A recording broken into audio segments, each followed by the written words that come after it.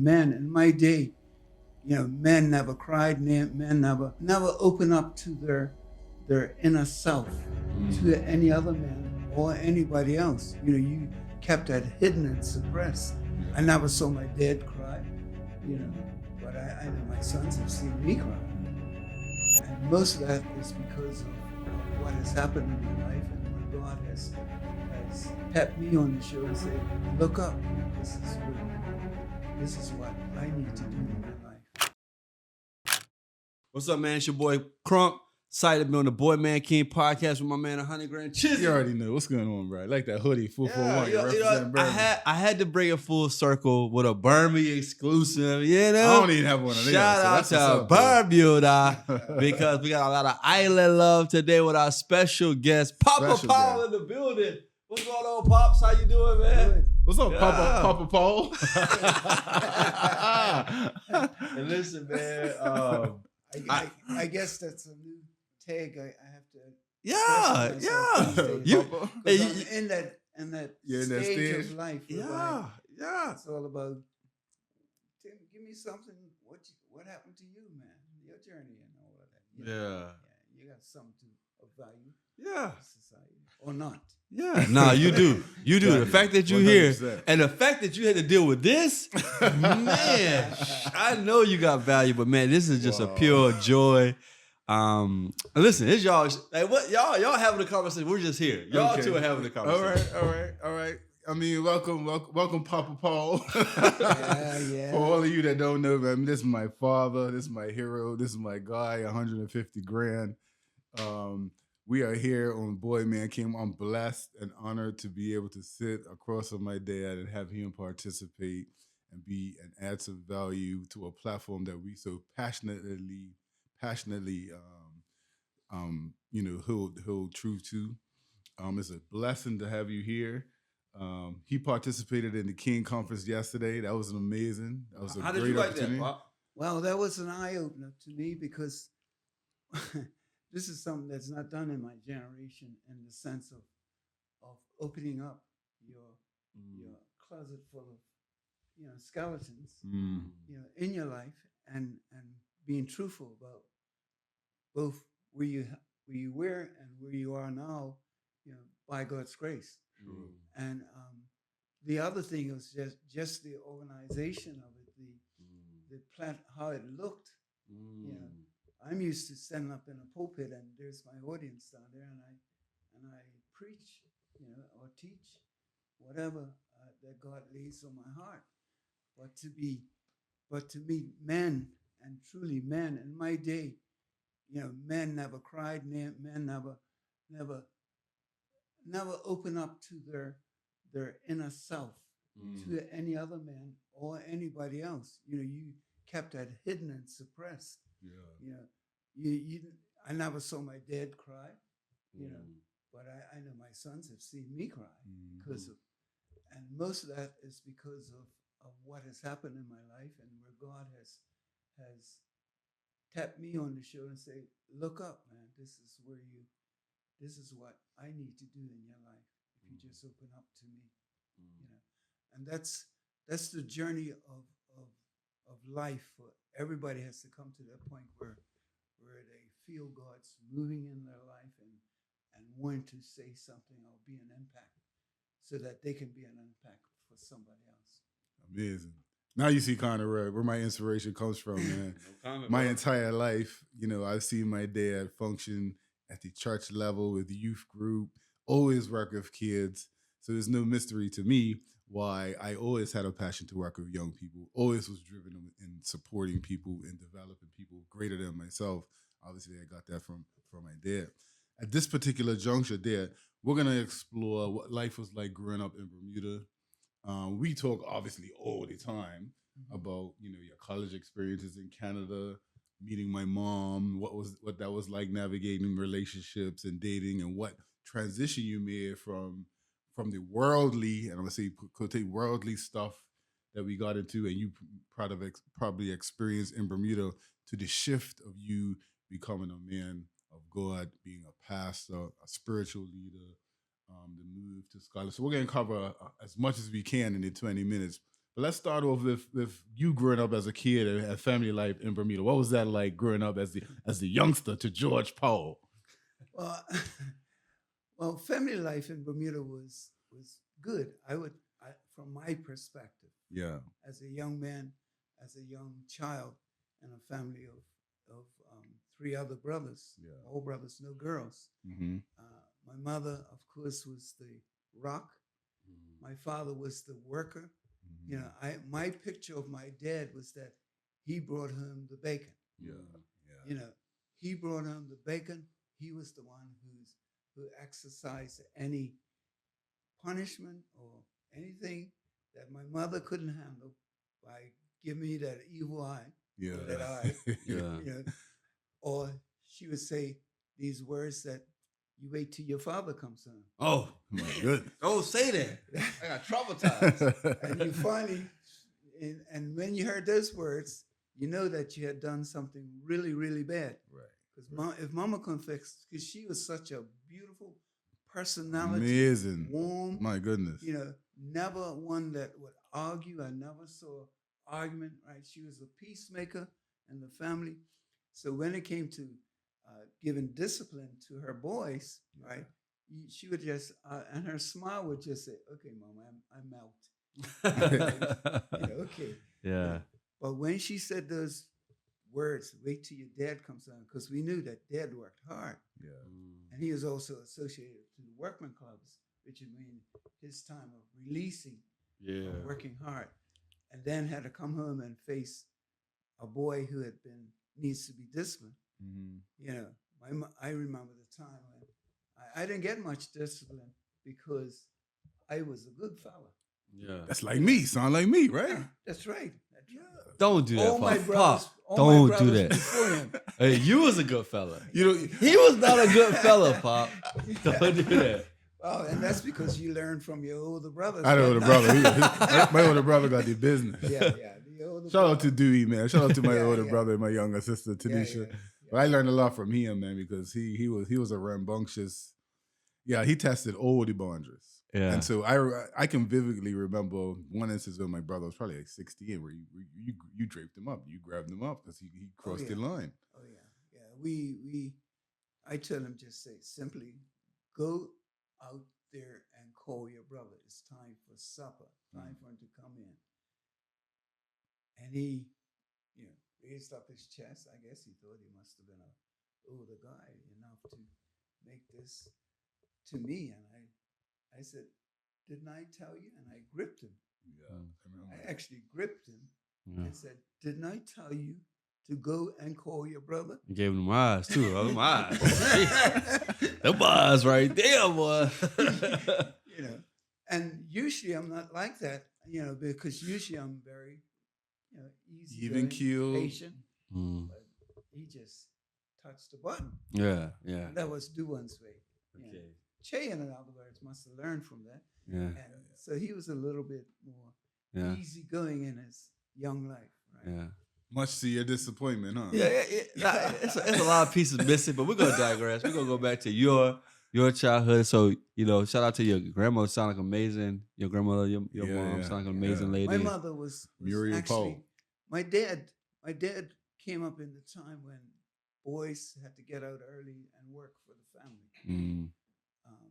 And he was out there working. Because that was like 14, right? Because they didn't have no middle school. So before that, yeah. As long as you were able to learn a craft, right, you'll get out there and work. 11, 12, you're out there working.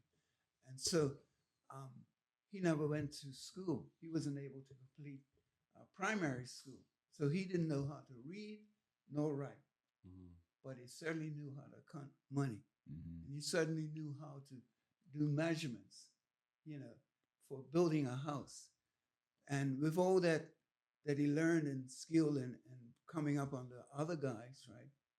You could set a plan before him, and even though he couldn't read the writing, he could measure up and see how a house would be laid out. Yeah. My mother, on the other hand, came along, and they were paired together from their parents, and more or less, she was the one that was educated. She had a high school education, at least at that time. She had a good education going to the Barclay, Yeah. you know, for a few years. And she was also an accountant. So she actually was the one that controlled all the funds. Dad used to bring the money home, place it on the table, right? And said, you do whatever you want with it. And she was the one who was economized the family and said, okay, here's your portion. Mm. You know, Yeah. you go do this. And so she's the one that helped to save him. She's his accountant. She was the one that wrote out the bills to his customers because he was in masonry. And customers, she'll do all the billing, you know, and calculate what this job would cost, you know, if you had an estimate to it. She was doing that. He'll just give her the measurements and you know, and she'll figure that all out. Shout out to moms, man. Yeah, mom was great. She's the one who economized. She never worked. If I know she worked probably once or twice in our lives, but she never worked, but she did work at home. Yeah. She made clothes. She made clothes for herself, made clothes for her boys. You know, she was the religious or the godly principle in our lives. Oh God, she's the one that took us to church. Dad would hardly go on occasions, right? And it was mom. She was a praying mother for her boys. And later on I learned that she always prayed for her husband, that he would come to know God. You know. When did you have in being with your family? When did you personally have this aha experience? Was it way back in the day that you felt like you was a man in Bermuda when you got your bike at 16, or was that not a thing yet? When did you feel like I'm a man now? I'm about my. I don't go to my mama and daddy about my decisions no more. I'm a man. When was that moment for you? Well, that moment for me was actually when I met my wife. Right. Before then, I was doing everything that my mother, you know, put me through. I went to school and I attended, you know, some of the best school in the island for black people at that time, the Berkeley. You know, she wanted her boy. I was the only one to go to Berkeley. My older brothers, one went Howard Academy, as you know, that used to be around, and then the others were just skilled, and then finally fine-tuned masons, you know, contractors and stuff like that. So I'm the only one that actually said, I ain't doing that hard work. You know, I'm going to go continue on going to school. And I decided a long time ago that I want to be like my mom. I don't learn how to count people's books and do their accountings and stuff like that. And so that was my thing of doing in my life. But the change came when I met my wife. And I looked at her. It's like I walked, you know, when you walk in a grocery store, I said, oh yeah, that's the brand I like. I walked in a supermarket where she was working at the age of 17. And I said to my mate, hey, where'd that girl come from? And then I said, in my mind, I said, that's the girl I want to take home to my mama and my daddy. You like know? that fast, Pop? Man, you move fast. You know, well, fast, but I was 17, she was 17, and she just appeared. So I'm saying, I want to be clear for how they used to do it back in the day. You was, hey man, let's go to the grocery store. You go to the supermarket place. You peel around the aisle. You see a pretty young thing, and you go, "That's the girl I'm taking to my wife, to my mom." Yep, I said that to my ace boy. He said, "Yeah, she looks good, man. Where's she been all this time?" But he was kind of slow, so on the take. So he didn't have no game, so I had to up my game. And talk spicy, Pop. so this all the confidence went to you. That's why I get game. You know, he was good looking, but I had a talk. Yeah. I could say the right things, but and I must have impressed her because she kept leading me on a little bit, just a little at a time. Right. Okay. Right. She was playing coy. Yeah.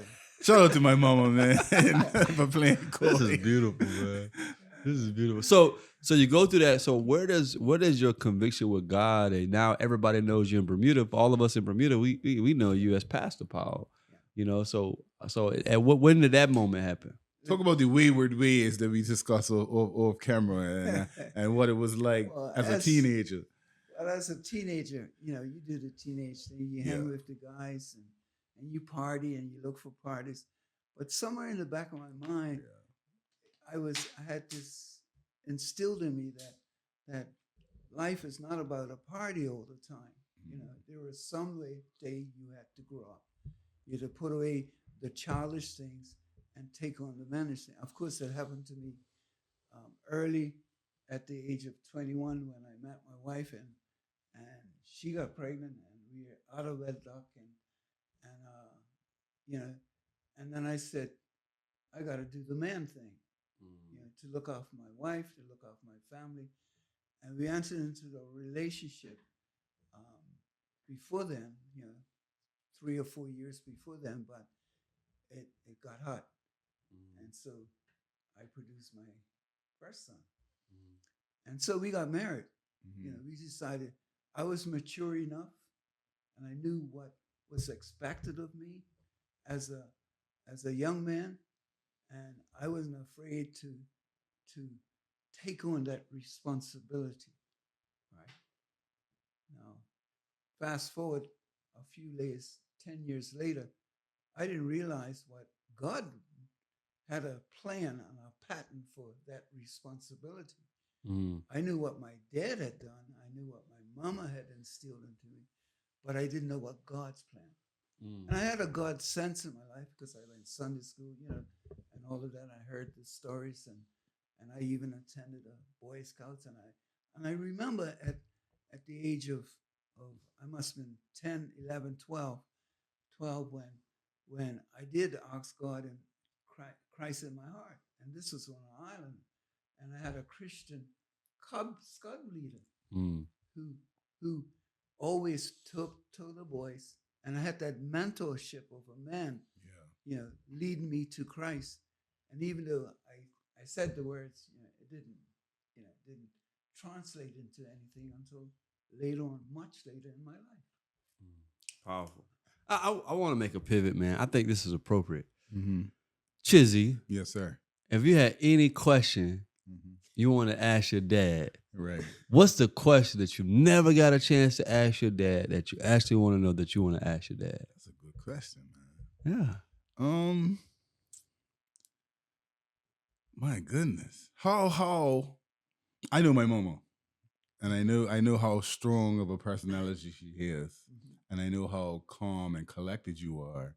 How were you able to manage the difference in temperament? My mom, just to give a little context, she was an ex-police officer. She came up in a very regimented work professional environment. She's the oldest of 12 other brothers and sisters. So she was somewhat parentified early in life. But I know my mom is very assertive. How as a calm, collected 21-year-old were you able to manage, and how did mom present at 21 that may be different or maybe the same to now? Well, gleaning from how my mother was, right? Yeah. My mother used to have a saying that a little honey, right? A little sweetness, right? Always steals contention. Right. You know, you can draw a person with honey, then you catch could, more. Right. You know, right. You know. So, with that skill in mind, right? I guess she recognized I was always a peacemaker. Yeah. Also, like my mom, and she gravitated to that strong part of me. And whenever she, you know, rose up and was very, you know, vocal of how she felt, then I peacefully we would talk about it, right? Talk through it, and you have to learn that. That's not a behavior that comes with the package, but it's something that you learn from life, you know. And I learned that about her. I love my wife. I loved my family, and I would do anything to keep that family unit together. which brings to mind the real conversion in my life came 10 years after I was married, when I was 31. Yeah. About 30, 31. And when God spoke to me, and my wife was going to church, my wife was committed to the Lord, but I saw my family slipping away from me. You know, Yeah. how I visualized it and how God visualized was two different dynamics. I said, yeah, I can send my family to church, and I'll go on occasion. You know, and I thought, that's good. I'm supplying what they need, all their desires that they want and whatever they want, I'm there. I used to purposely, whenever I worked in the business field, I would purposely tell my bosses, look, you can help me from 9 to 6. I give them an extra hour, 9 to 6. But after that, I'm out of here. I'm going home because I got a family. I got a family to raise. I got boys to raise. I got a girl to raise. And so I always put that in the perspective that it was family was always first. Right. The job, comes secondary. But I had missing the part. The part was God first. Yeah. And that's where the part where it came to me when I saw, and it came in an argument with my wife, and I hardly ever, argued, but it was an unfinished argument. An argument that she walked out and went with her sisters, right? Mm-hmm. Right? Because she just couldn't get over me or get what she wanted to get from me as a Christian. Yeah. Couldn't get through to me. And we left it. And we left the argument, and she left it and went out. And I said, we haven't solved anything. I can't do this.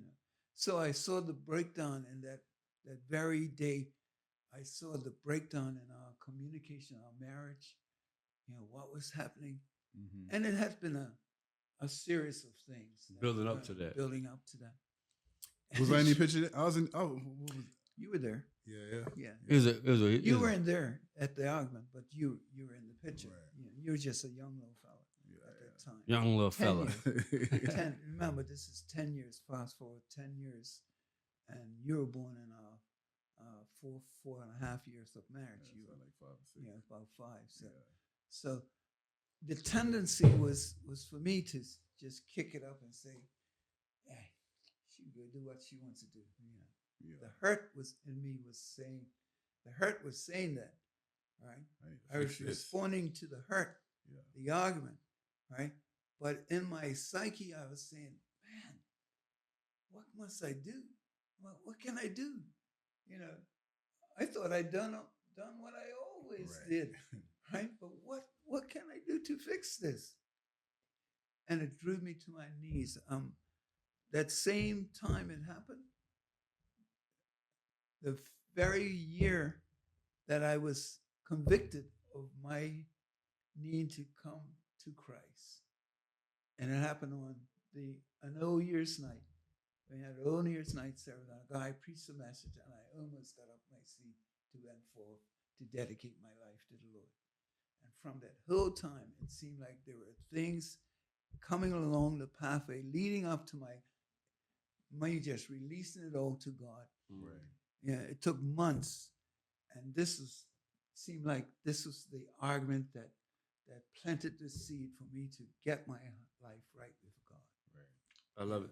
So I got to ask this. What's one question you want to ask him that you've never been able to ask him before? Well, first of all, I have to say that I'm proud of my boys, right, and my daughter, right. But I've always wondered, what does Che do, man? I know how you're interpreting that statement. What is Che doing? In Atlanta, you're talking about for the podcast. That's framing because it's going to take that and run to that. What is he doing? I've been on this, I've been on the coach with Chizzy and following all that. Right. But and I had to ask, what is it then? But the answer has now been answered because I came to the conference. Yeah. And I've been here and listening to the podcast that you guys do. And all I can say, to God be the glory. Yes, sir. Wow. You know, to God be the Yes, glory, sir. because I've seen him being transformed from trying to emulate his father and his mother in his even marriage relationship, but didn't realize that he has to build his own marriage, not build it on what we did. You can take excerpts from it and helps from it, you know, but you have to build your own relationship. And it hurt us both to see him and his wife break up, you know. But I had to leave that to God's business, because God had to deal with Che in his own way. You know, I couldn't change his mindset. I knew what he would like to have in his marriage, but it wasn't happening because it takes two. Yeah. You know, and so he has to come to that realization. And so the thing that I finally resorted to is just leaving it up to God. God, you do what you, and I'll just sit there on my knees with Mom, praying for him. Wow. My oldest son was a little bit different in that he came to know God in a relationship, because the girl that he had a relationship was very, very godly and spiritual. Yeah. And she encouraged him. In fact, he came to know the Lord when he was about 8, 9, 10 years old through a ministry called Child Evangelism Fellowship. And they had a conference for kids. And he said, "Excuse me, Daddy." And he walked up the aisle at the altar call and went right up the aisle. And he remembers that. So even though he was out of the will of God for a long time after that, he remembers that. And so it was kind of easy for him to come to know the Lord after the influence of this young lady who became his wife. Yeah. So with that being said, Yeah.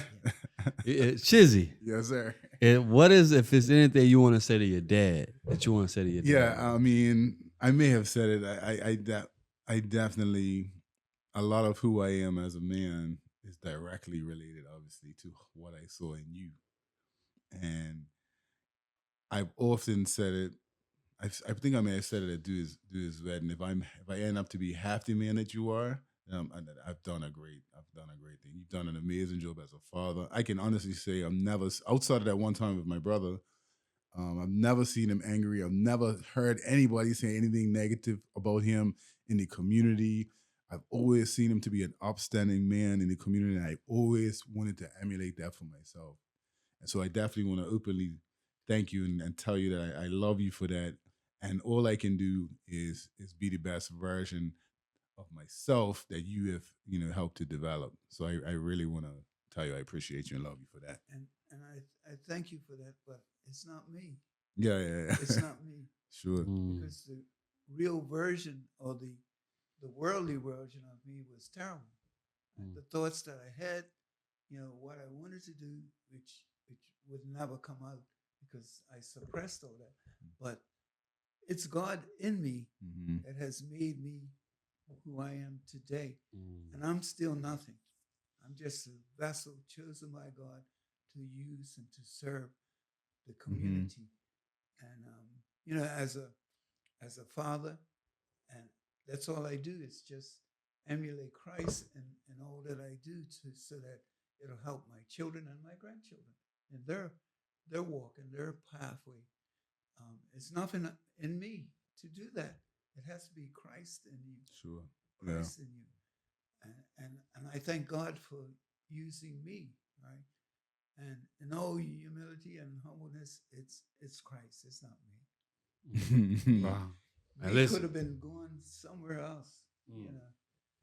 I might have not been the father that you would have had if I would have followed me. Right. Sure. Yeah. I had to follow Christ, and that's all I've been doing. I'm an open vessel for Him at all times, to be led by His Spirit, not by me. Yeah. And that's all I can say to men who come to God. It's just follow God. He'll never leave you astray. It certainly won't be easy, but the joy will be there.